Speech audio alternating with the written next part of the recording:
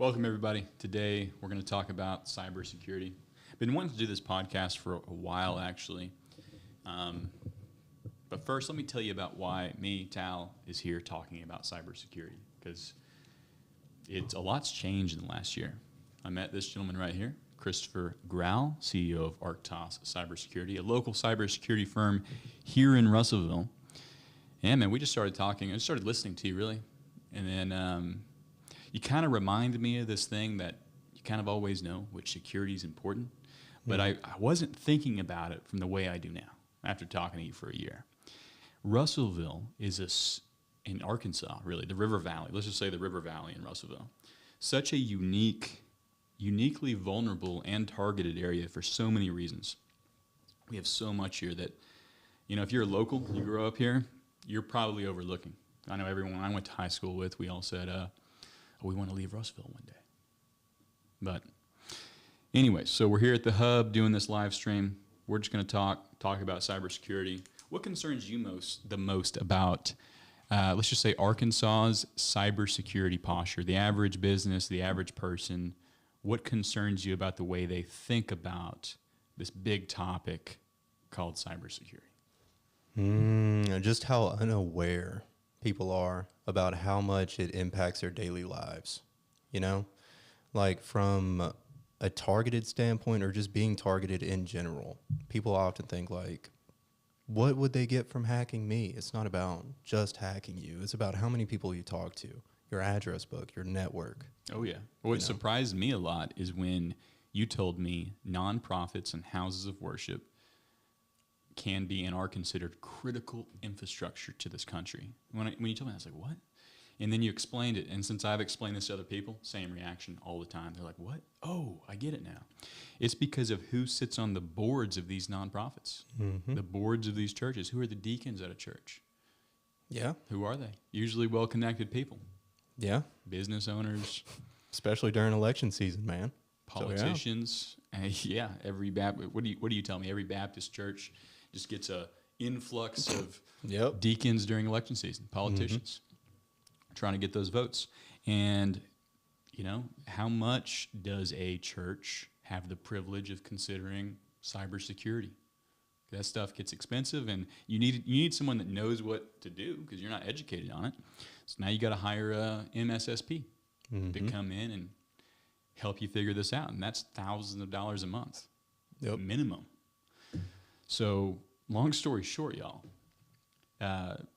nonprofits and houses of worship, churches, are critical because of who they're connected to in the community.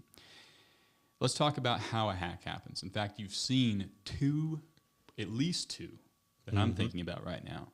Arkansan businesses get hacked, shut their doors. And these are not big businesses. These are small places. We're actually going to talk about this at the Hub, April 28th at noon. More info on that later.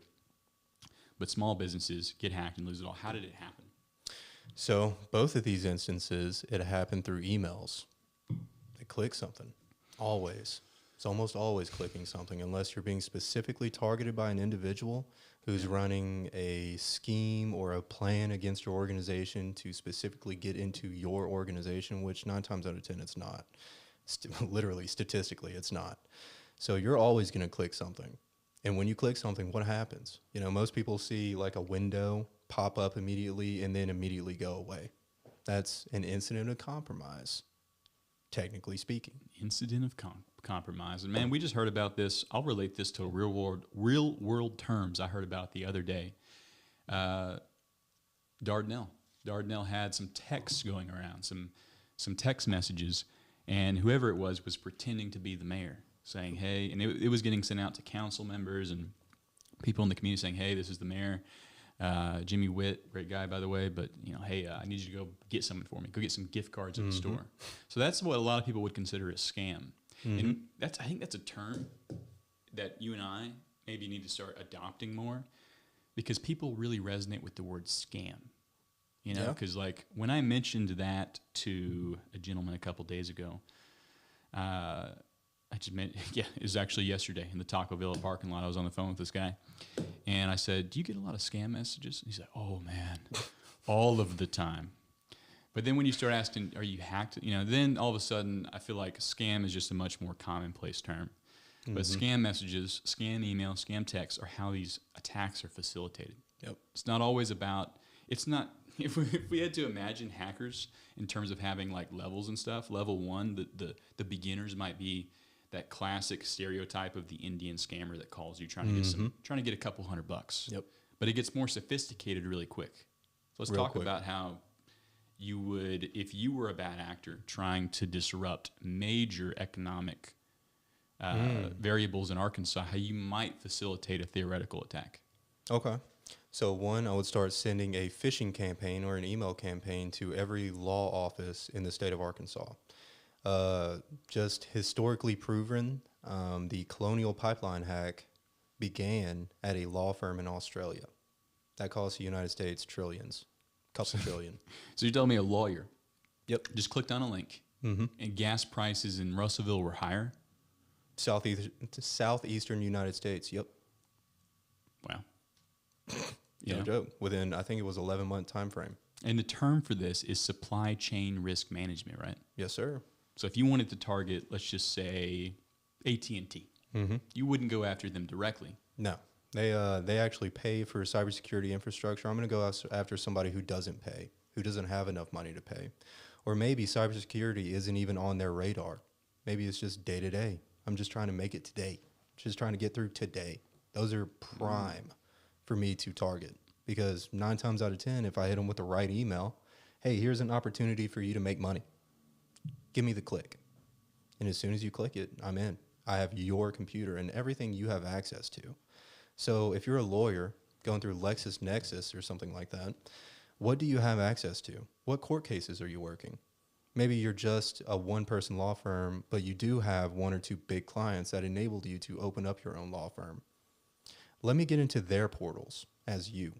Let me get all of the information that you have access to through their portals. Oh, yeah. And you may conduct this attack over months, right? So say you have this person compromised that's working with a big client.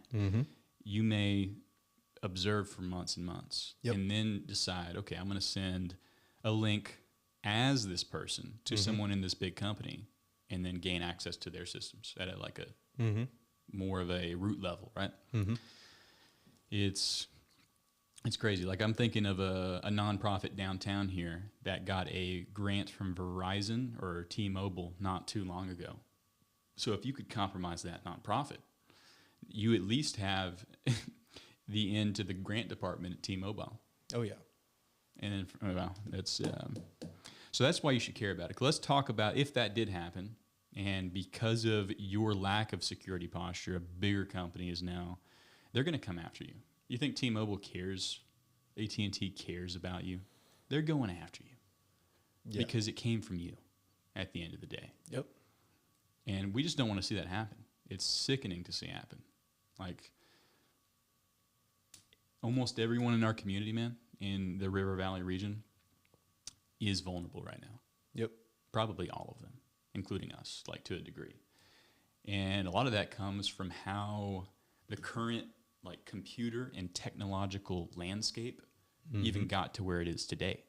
Yep. It's always been about especially since the .com boom, it's been about let's make money first. Let's prove this idea. And I'm guilty of that too. Like, let's prove this idea. Maybe we'll make a new app and see if people will buy it. Yep. And then let's make it secure later. Yeah. Got to get that return on investment. Costs a lot to hire developers. Costs a lot to push an app to market. It costs a lot to get these features that you want, right? So we need to get a return on our investment. And, maybe before the end of the fiscal year or maybe into the next fiscal year, we can start looking at implementing cybersecurity controls, because realistically, what are we liable for? And we always fall back to the same questions. I'm not storing any data. I'm not doing anything.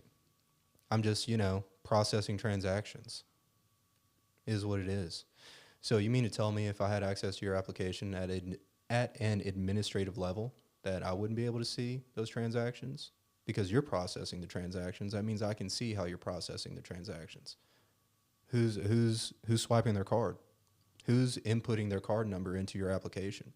How is your back end rendering that information? right? Just to make a payment. What payment system are you connected to? Do you have to use login credentials to get into that payment system? Do you have them hard-coded somewhere in your application stack? Do you have your API keys posted on GitHub? What do you got? All right, hold on. That was a jab at me right there. So yeah, let's say that again. Say I'm embedded into a business here locally that processes a lot of transactions. Yep. Getting in's not hard. How do I exploit that? One idea that just came to mind is change the payout information, right? So then now your payout is coming to me. You may say, Tal, I would notice immediately. I would notice if my check didn't get here. Fair. But what if I had a script that would toggle that payment information? So maybe every $2 out of $10 is coming to me. Would you notice that? Probably not. What if I could just siphon off 50 cents per $10? Yeah. Right? You probably wouldn't notice. Nope. Especially if you're doing a lot of transactions. So now I do this at 10 different places, and I have a passive income as a hacker of who knows how much. Right? $30,000 a month. Yeah, and if we're just talking about information, I don't even need to be processing any of your transactions. I'm just going to take your information and sell it on the darknet. Here's, John Smith. Here's his current card number. Here's where he's used it last. Here's the date that he's used it last. And this is what he was purchasing through this application. And I'm just going to sell it. So why would I even use your card? I don't want to be on the hook for that. I don't want banks looking at me because I have to associate the purchases with a bank account because this isn't crypto. This is real US dollars. So I'm just going to sell it. And in fact, I'm going to do that to every customer that you have. And I'm just going to make money selling the information. So when you talk about encrypting somebody, that's last measure. That means you're ready to pull out of the organization and you're ready to get a fat paycheck right now, Bitcoin paycheck. So what typically happens is they will encrypt every device that they have, and at this point in time, they're going to be on there for months. Let's say a year minimum, right? They've collected everything they want to collect. They've made as much money as they can make. You have recurring customers, repeat customers, so he's selling the same numbers over and over. He's not getting that same return on investment as he did at the beginning because now it's old information that he's trying to sell. So I'm going to encrypt every device that you have. I'm going to encrypt every backup that you have. And I'm going to tell you to pay me $250,000 or in 3 hours I'm deleting your data. How much are you going to pay me? Right? Are you going to try to negotiate with me? Because if you try to negotiate, I'm going to knock an hour off that timer. And after you do pay me, whatever amount that it is you pay me, I'm going to delete it anyway. Because I don't want you to know how I got into your systems at all. Maybe I'm hoping, as the hacker, I'm hoping that you boot into a backup that you have somewhere that I didn't touch that still has my malware on it.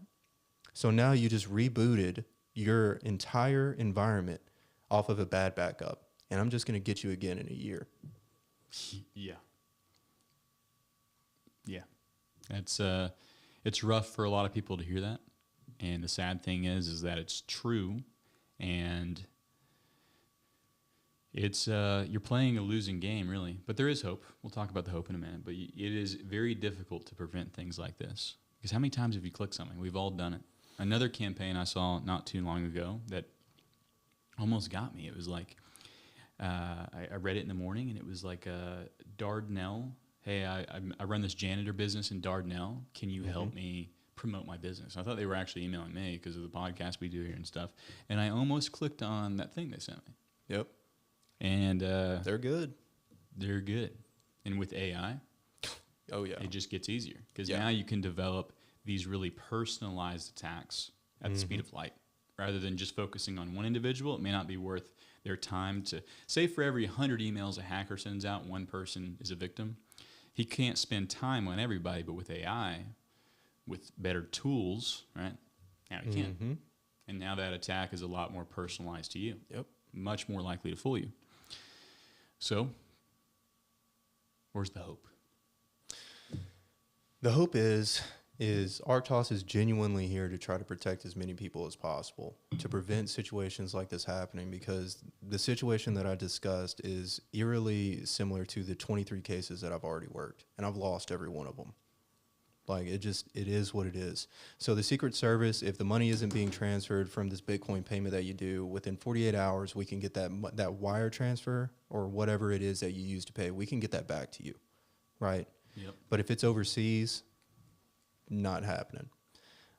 Even within 2 days? Even within 2 days. Something about being overseas transfers. I don't know. It's weird. But yeah, it just won't happen, right?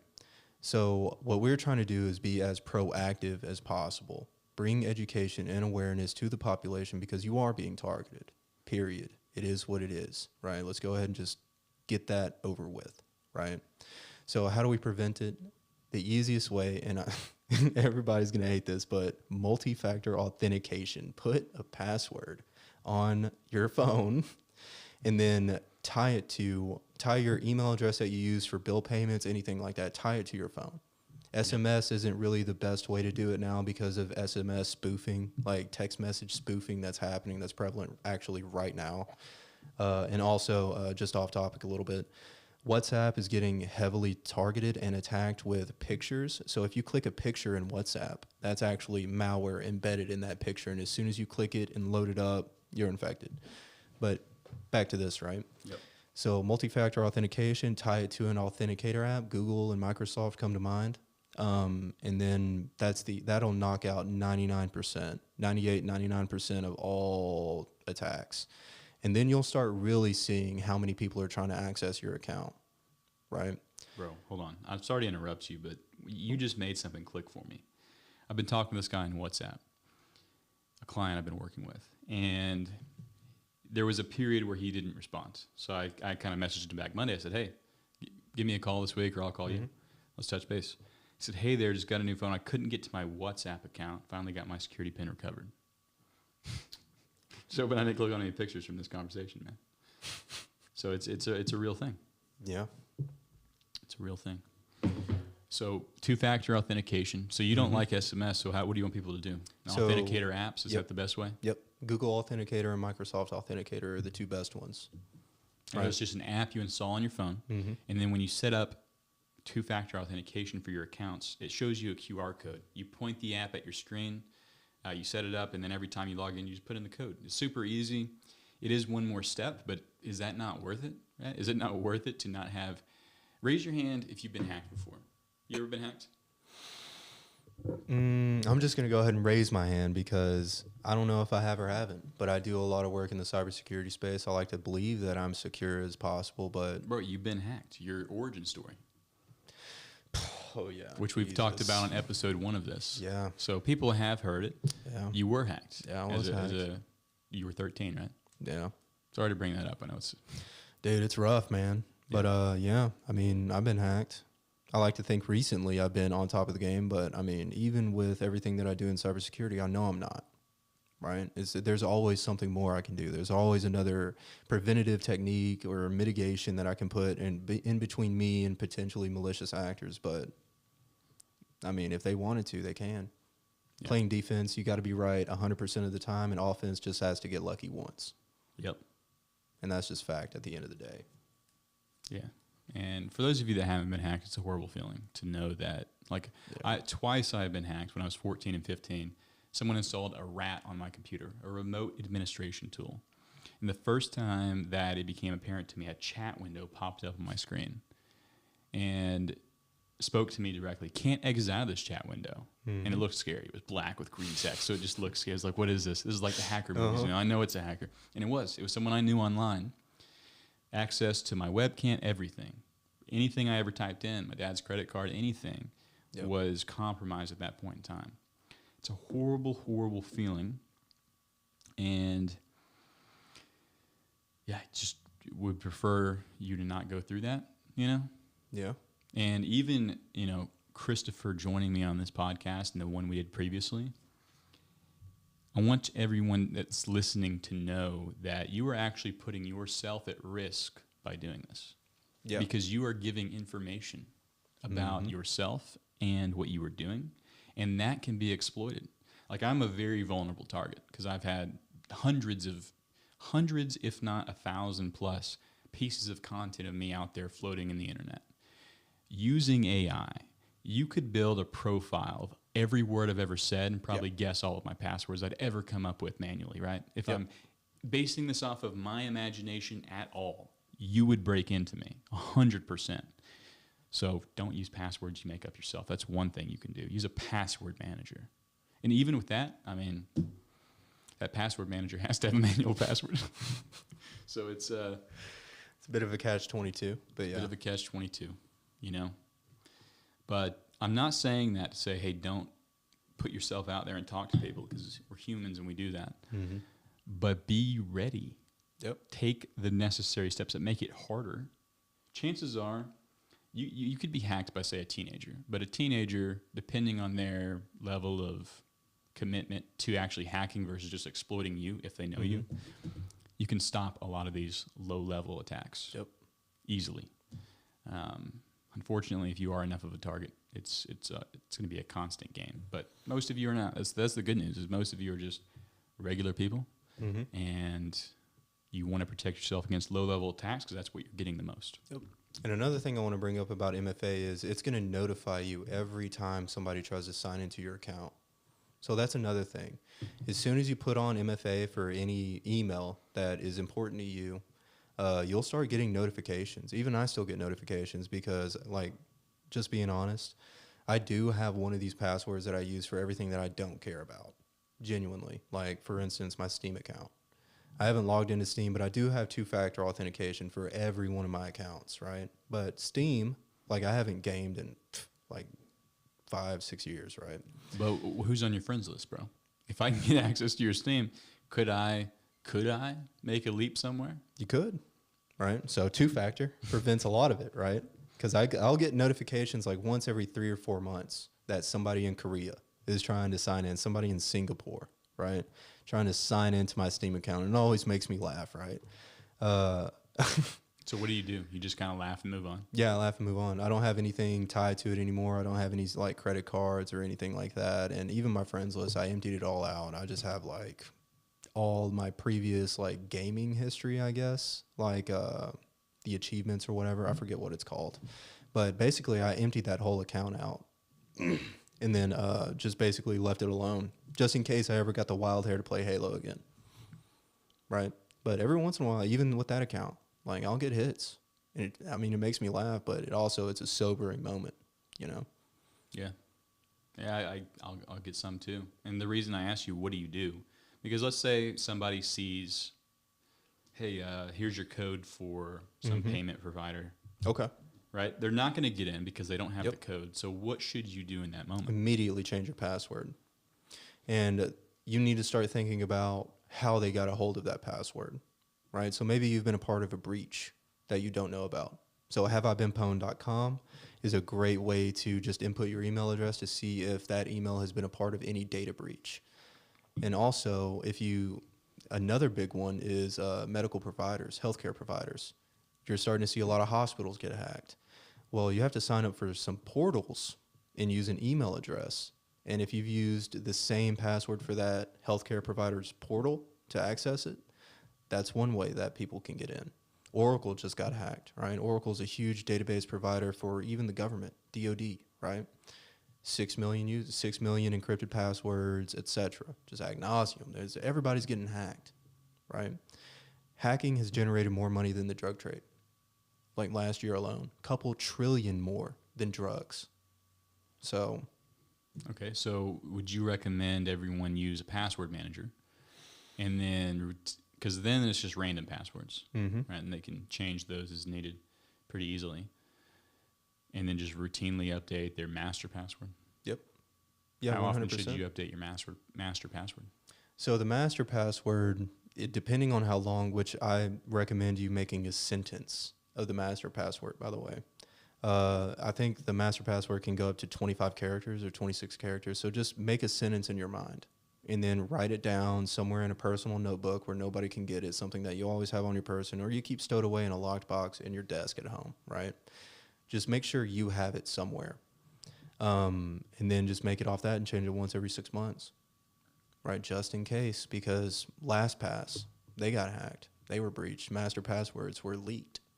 So nobody's completely safe. I do recommend using a password manager 100% because, it does help a lot. But even them, they get breached. Yeah, I think that one of the main takeaways from this so far is that you just kind of need to be moving.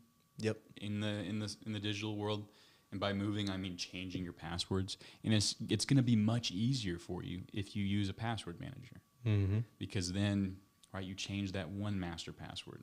Anytime you need to come up with a new one, it just generates it for you. It's completely random. So that's a step one. You know, if you have a lot of accounts out there, I know it's probably overwhelming. Mm-hmm. Like you've been using the internet for 20 years now, and now all of a sudden we're telling you go change everything. So figure out what's important to you, what's tied up to personal information, and just slowly get that updated, right? Just take a step every day. Because, yeah, man, we're basically talking to people that don't know about this. They've been using the internet for at least 10 to 15 years, most likely. And that's a lot of accounts. That's a lot of websites. Yeah. Probably the same password repeatedly, right? Yep. So It is what it is. Yeah, we have to move forward to a better cybersecurity posture because you don't have the luxury of just not caring about it. We are in Arkansas, right? So what's so interesting about Arkansas? On top of the lithium boom that's about to happen? Top of the $25 trillion industry that's estimated to come to southern Arkansas, lithium. That one's massive. So again, I'm not investing in lithium. I don't work in that industry. Well, South Korea's invested into Arkansas. Exxon's invested into Arkansas. Canada's invested into Arkansas. Exactly. And being in Arkansas, pretty much you're 2 or 3 leaps from anyone in the state in terms of connections. So again, no one cares about me, but maybe not. Maybe they care about the friend of a friend or the friend you know. Mm-hmm. Right? So if they can hack you, they get them. Now they're literally in Canada or South Korea, making millions of dollars. So again, as once a breach like that happens, they're going to follow the chain back. Where did this come from? Do you really want to be suspect number 1? The lawyer in Australia. You can get fired. You can be thrown in prison or just fined a bunch. Or worse, you're maybe not worse, or also your personal data just stolen. Again, like it's real, and we know people that this has happened to. We won't speak about specifically on here, but this is not fantasy land. These are real scenarios happening today in Russellville, Arkansas. Yeah. So I hope people get that, at least walk away with that. Like this is not, this is happening somewhere else. It's happening in Russellville. It's happening in the 30,000 people that live in this town. Mm-hmm. We know about a few, but there's more. There's more. Man, I'm excited for this event we got coming up. Mm-hmm. April 28th here at the Hub. Inviting everybody. We're going to feed you. So at the very least, it's at lunch on a Monday. Just come. Your work will, once you tell them what it is, they'll be like, yeah, go. Get that information. Get a little cybersecurity education. Yeah, guarantee your workplace is going to love that. And it's actually going to be entertaining. Like we've scripted this sucker out, and it's both going to be educational and worth your time. It's going to be interactive. There will be audience participation. There will be some surprises and some twists along this journey. Like we're a media company here at Town Square, so we're like, how do we make this as engaging as possible? So we're pulling out all the stops. We're going for it. Mm-hmm. And it's going to be fun. So what do you hope people walk away from that meeting knowing what to do? And first of all, what's the event called? We need to bring the flyer in here? Maybe so, man. Okay, it's called What to Do When Your Business is Hacked. Yep. Oh, man. The thing that I want people to walk away the most with, or something that I do want them to take away from this event, is to care. I want you to care about cybersecurity, right?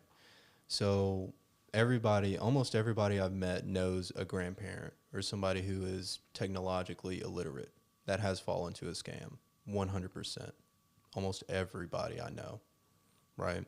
Yep. So this doesn't just apply to them, it applies to you too.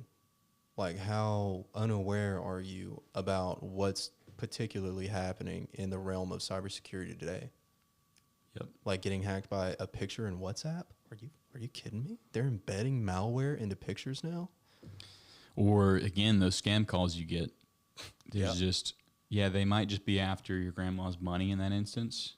But what if that facility's hacked? They don't care about cybersecurity. They're trying to make money from scamming you. So if you could hack into that facility, you get all the information. Yep. There's so much going on, so much to think about. But yeah, you're saying we want people to walk away with first of all, that they care, and then Yep. hopefully some things that they can do Mm-hmm. to protect themselves. Yeah. I think the first step is, I mean, just like Homeland Security said, right? It's just education, just the knowledge. You don't know that you don't know, right? And just being aware of the problem is half the battle, because you won't see cybersecurity hacks on the news or on your feeds unless they are legally obligated to inform you of the hacks, either per the literal law or their insurance company, right? So why just from like a business standpoint, why would a business, that's negative PR, right? Oh yeah, So unless they're obligated to tell you, they won't tell you. yeah. I mean, you can find this online. Several offices in the courthouse here in Pope County were hacked just a few years ago. Yep. And for whatever reason, through whatever sort of regulatory bodies specifically related to those offices, they had to publish that. It got out. 99% of them don't. Yep. I'm not going to say it, but there's other departments and organizations right now that have been hacked that you can't find online. So I'll respect them enough to not reveal it right now, but it happens. Yep. It's tragically funny, actually. It is what it is, right? So I don't give kudos to China a lot, but one of the reasons why China is so far ahead in terms of vulnerabilities in cybersecurity as a nation is they demand that every business, once they discover a vulnerability with their software, with their hardware, whatever it is, they immediately report it to the government. First and foremost, immediate disclosure. Probably And for then- massive fear of dying. Yeah, I mean, it the- is the CCP. The Chinese gulag. Yeah, but they'll just yeah. take your government. They'll just take your business, right? Yep. But that level of disclosure is genuinely why they are so far ahead. Like, because the government immediately knows, right? So you just talked about return on investment, right? With the applications that you develop to push to market to make money on. Well, if those engineers find a vulnerability, they have to immediately report it to the government, right? So what the CISA has been doing, which, by the way, the CISA is a great institution, despite what you may or may not have been reading about the management and whatever, political, whatever, right? There are individuals, it is a nonprofit organization, there are individuals in there who do believe that cybersecurity is a cause. They are fighting for a mission, right? So the CISA is a great institution. They have been pushing something called Secure by Design for the past couple years. And you can start seeing aspects of it being integrated into law through these regulatory bodies. But that is a great philosophy to have, is secure by design, right? Immediately when you're designing something, coming up with a process, think about security. Think about, I mean, Tal has the advantage of having me over his shoulder. Hey man, where are those API keys? What's going on? What are you vibe coding today? Right? Right. But just having somebody around you thinking about cybersecurity like I'm thinking about cybersecurity all the time is great, because you can integrate it into your design process to where once you get into the habit of it, you'll start asking yourself those questions. Well, should I be doing this? Is this going to be stored in plain text? You know, is this email address going to be viewable by somebody who I don't want it to be viewable? Is it going to be viewable by Chris? Is he going to be able to see it? What's going to happen? Right. Yep. Yeah, dude, one of the things that I think is hilarious, and anyone that meets you will immediately think to themselves, is Chris going to hack me? Or has Chris already hacked me? Please, dude. Like, no. I know, and it's funny, because I thought the same thing. My dad, when he met you, thought the same thing. And I can assure everybody that you will not hack them. I will not, unless you pay me. Unless you want to be hacked. Yeah. Right. No, really though. Like everything that, and people feel it when they talk to you. Like after that question comes, the more they listen to you, they'll realize that you only are speaking the truth, and there's no agenda here. Like the agenda of ARK-TOS is not to make $161.4 million. It is to protect 161.4 million people. Yes, sir. The money is only a means to that end. It's not the goal. Yes, right? sir. And in fact, what we're figuring out through just wargaming ARK-TOS and the meetings and the people and everything that's happening is that actually the most profitable ways to build a business are not the best ways to achieve that goal. You have to actually work the other direction. Yep. And it's crazy because, like, you know, when you start a business, everyone assumes a business is supposed to make money. Mm-hmm. And I guess that is the difference between a mission-driven business and a non-mission-driven business. One's there for financial gain, not shaming anybody, put food on your family's table, and then others are there to complete a mission. Yep. 100%. Working backwards from the outcome is just the outcome for ARK-TOS is protecting people instead of, you know, loading the coffers. Absolutely, man. You know, on one hand, it is like disgusting how vulnerable our neighbors are in our community. But on the other hand, it's like what came after the disgust for me was just the resolve that we have realized we have everything we need in this community, including you, including this team, including the people we meet on a regular basis, to fix the problem. Yep. To protect the state. Let's just start with the state of Arkansas, for example. Protect our neighbors. So for us, we're not here to tell you all these things to make you feel bad and scared. You need to be a little bit scared at first. You have to go through that because it is real. But don't let fear linger at all. Like, that's not going to do anything. Let it come, let it pass. Mm-hmm. And then now what are we going to do next as a community? Yep. So number one is education. We just want to make people more aware of this, right? Because if you're educated, you can take small steps. But truthfully, you could take 1,000 false steps, and so much of the technology you rely on isn't actually controlled by you. Yep. So that's where people like us come in, where we're out there thinking about how to solve this, how to kind of solve this in larger scales than just your personal passwords. Mm-hmm. How do we protect large groups of people? Yes. How do we need to interact with the capital, politicians? How many of them are motivated by just making money, filling up their own little coffers versus actually, I mean, I'm just going to call them out. We're coming to them in peace, though. Like, we're going to solve this problem together because it's what you promised your constituents you would do. Exactly. Right. We're going to hold you to your own words. That's it. That's all we're going to do. Right? That's all it is, man.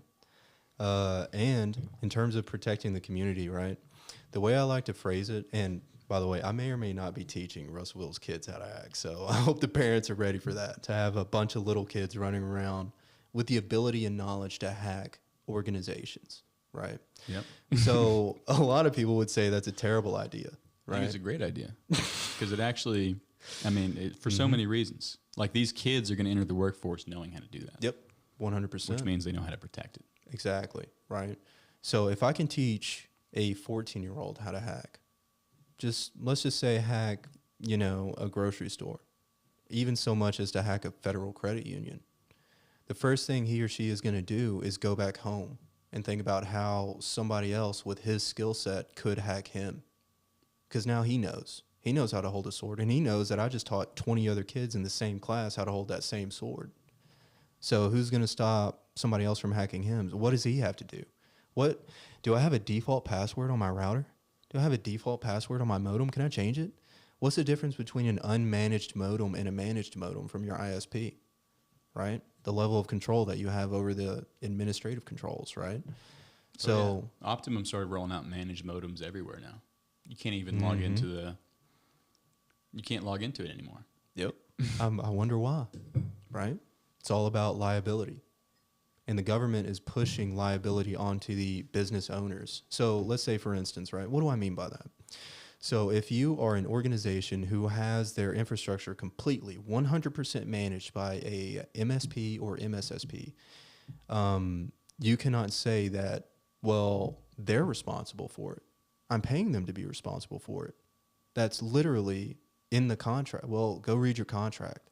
Go read about how they void out liability for your data, because it's there in black and white.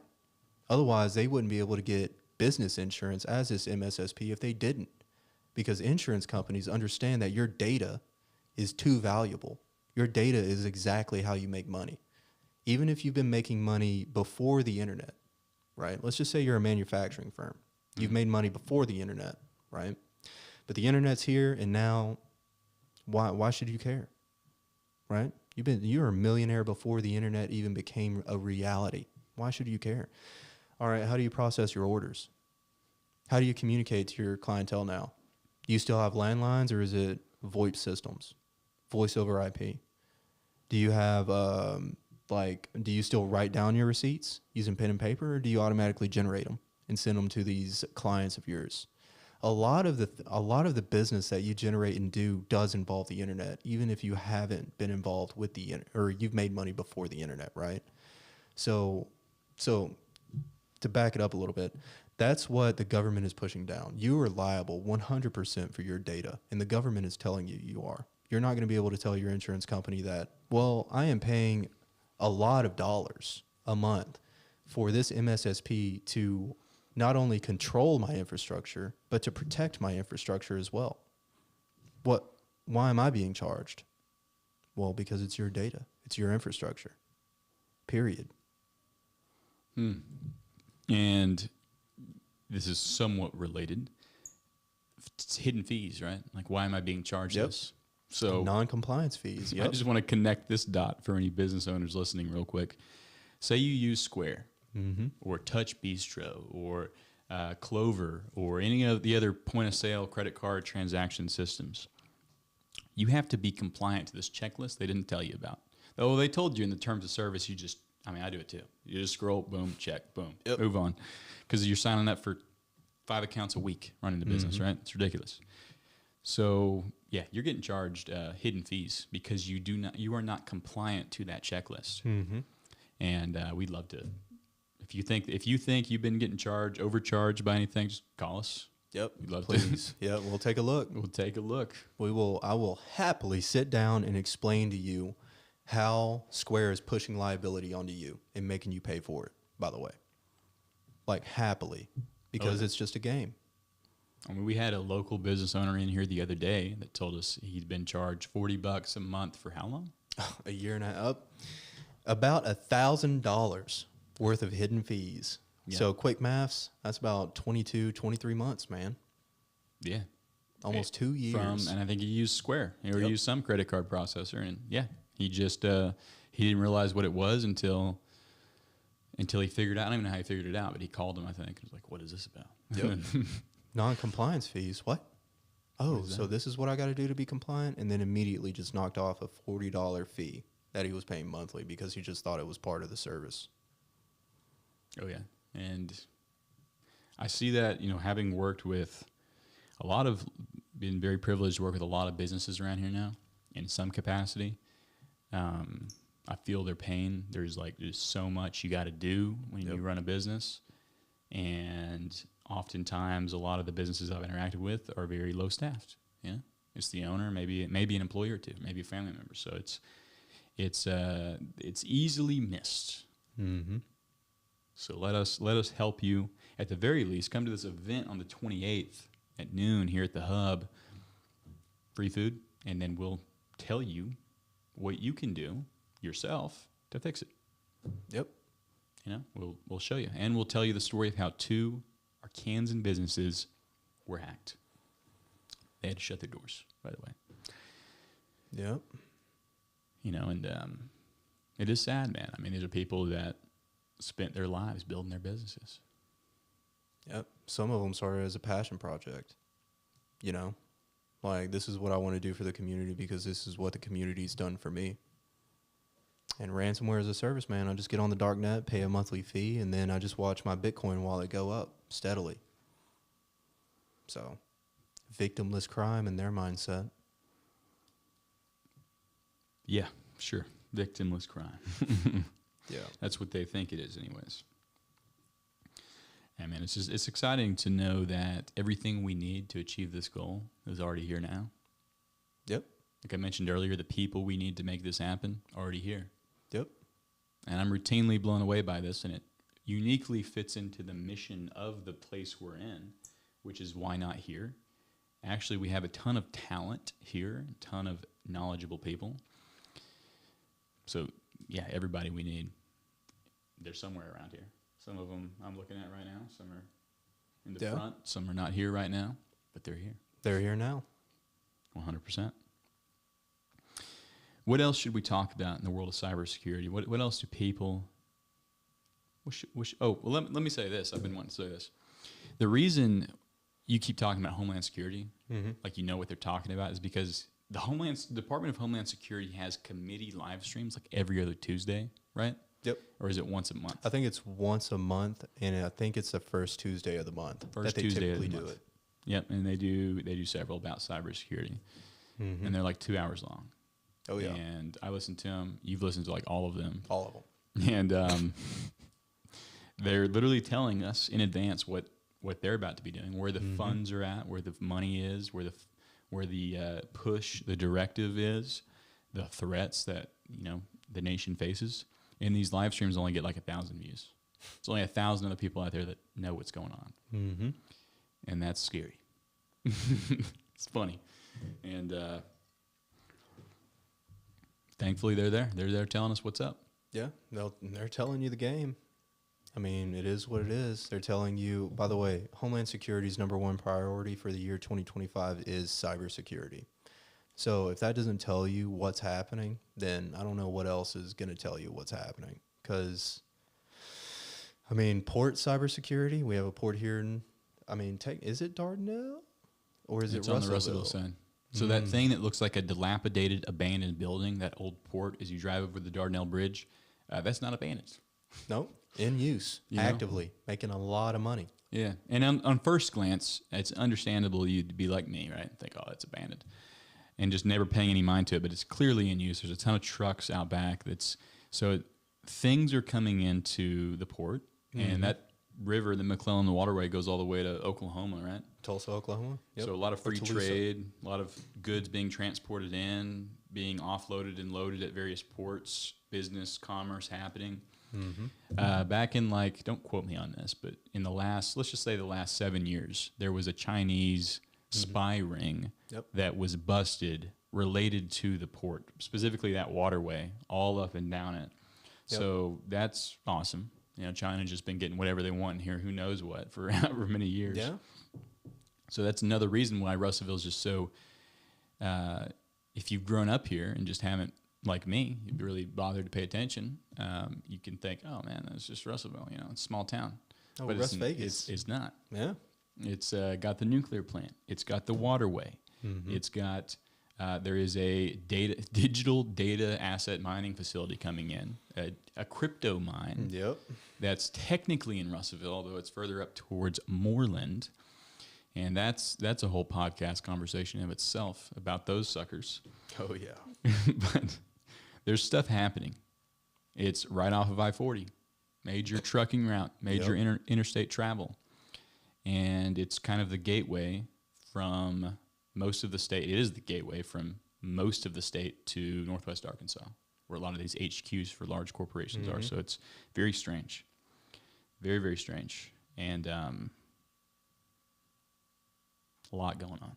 Yeah. Tulsa, to touch on that port a little bit, it's the furthest inland free trade port that the United States of America has, from the Gulf of Mexico all the way to Tulsa. I'm pretty sure it's Tulsa, Oklahoma. 2,500 square acres of free trade, and it's McClellan Clear Waterway, Arkansas River.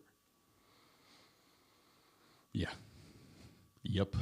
And again, you didn't ask for any of this if you have a nonprofit or a business in the area, but you got to deal with it. You're in a hot spot. Mm-hmm. In fact, there's certain organizations out there that would rank Pope County and the surrounding counties as higher than average risk for Arkansas. Yes, sir. And it makes sense why.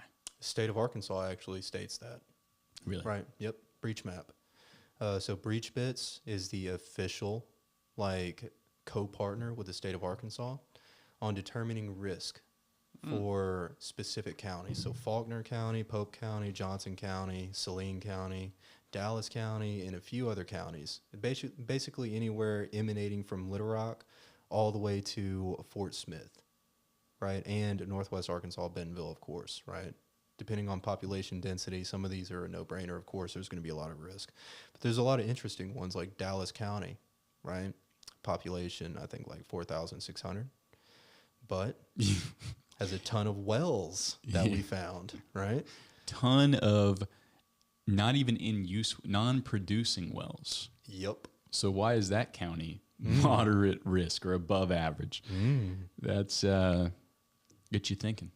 Yeah, gets you really thinking about who's paying the bills around here, if you know what I mean. Yeah, and why would, again, clearly people know something's going on because it's higher than average risk. Yep. And it's a county with basically nothing in it. I mean, I'm sure some great land, great people, but nothing that would immediately draw Nothing remarkable. attention. Yeah. To where it's like, oh, well, of course they would be moderate for a cybersecurity attack. Of course. Nothing that stands out unless you start tracking the billions of dollars that oil companies have invested in Arkansas. And then you start connecting a lot of dots. Let's just leave it at that for this podcast. Okay. Because we could really start getting in there. And if you know anything, call us. Anyways, Michael, what do you think over there, man? Is there any other topic that we should talk about today? No, I'd say we save it for another day. Perfect. So ARK-TOS Cybersecurity, Christopher Grau, CEO. I'm getting involved as a COO, so you're going to be hearing me talk a lot more about cybersecurity more often. And that's just interesting how this ended up this way. You know, in terms of having a marketing company, doing videos and that kind of thing, it's clear to me that this is the most important thing we could possibly push. More important than anything. You know, it's very vital. So thanks for listening to this this podcast. Our phone number is, well, what's the ARK-TOS number? I don't have that one. 501-518-1488. Hey, give us a call or a text with any questions or ways we can help you. Thanks, everybody. Thank you.